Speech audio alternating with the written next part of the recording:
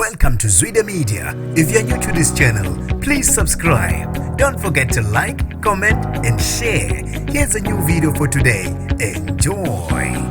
Abakhethe ukubhekisha behamba nquna besifazane eDurban City Hall abathi bafuna ukubuyiselwa emsebenzini. Nginibingelele ngiphinde nginamukele ezindabeni zezwede media. Igama lami ngosibonga konke wakantwanda Mothanda, ungangibiza intatheli ka YouTube.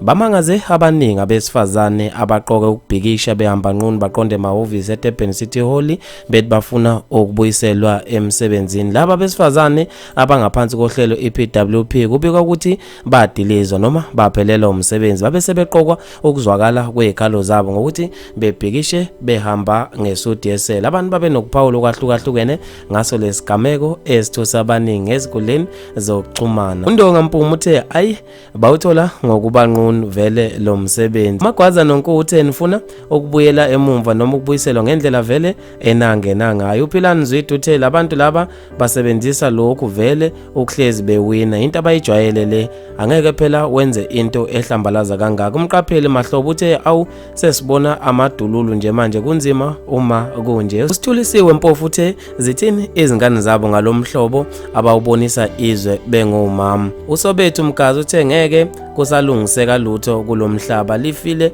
lafa elihle kakhulu. Bafethu maningi kakhulu ama comment. Ngizofisa mina ukuzwa ukubhala kwakho ngalo lolu daba. Mina nje intathela YouTube sengiphuma kanje ngithi ngibambe evidweni elandelayo.